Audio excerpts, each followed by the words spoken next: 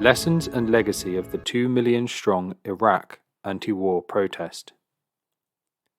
Demonstrations are dead-end get-togethers without the leadership of a vanguard revolutionary party. Iraq, occupy. Where are you now? The 2 million strong demonstrations against the Iraq War 20 years ago today was not a success of the anti-war movement, but a symptom of its rottenness and failure. That demonstration's total impotence was a clear sign that a so-called anti-war movement, led by servants of the imperialist Labour Party, was never going to be able to stop any wars. It wouldn't even be able to explain to workers what it takes to stop a war. 2 million people took to the streets of London on Saturday the 15th of February 2003. Stop the War likes to claim the credit for that mobilization, although, in fact, it had very little to do with it. It was a section of the British ruling class, the Europe-aligned section, which did not want to remove President Saddam Hussein of Iraq via an invasion, but through other methods.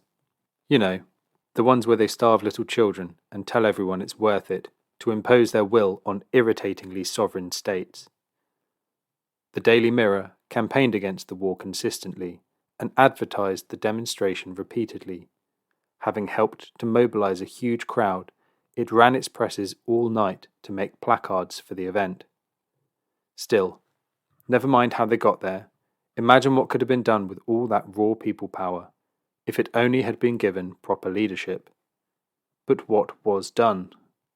Were the people told that if they were prepared to occupy the centres of government, parliament, of administration, Whitehall, of the transport system, rail terminals and tube junctions, of the justice system, courts, Scotland Yard, of the business districts, the city, to bring all of the business of directing and managing the economic and political affairs of the state to a standstill, then they would be in a position to demand that the war machine be stopped in its tracks. No. Instead, the hopeful and angry millions were allowed to wander off home again, or were herded into Hyde Park to be addressed by the great and the good of Liberal and not-so-left Labour worthies, all of whom had essentially the same message. Well done, your demonstration is really big. We're breaking records.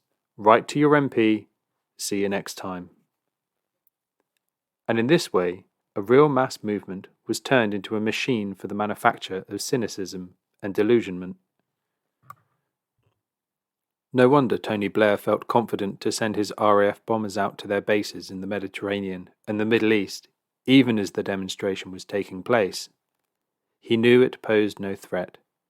He knew that the leaders of that movement could be counted on to misdirect and dissipate the energy of the potentially game-changing force at their command. But history will have the last laugh.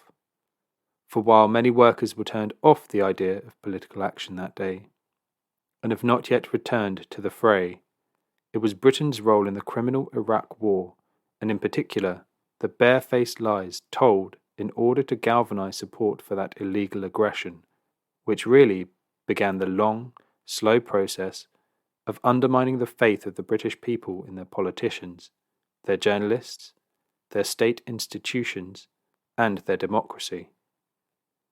And the next time those same workers are moved to protest about the spiralling cost of living or the insane drive towards World War III, our rulers may find that they are far less susceptible to the idea that our government means well or has anyone but the financier's best interests at heart.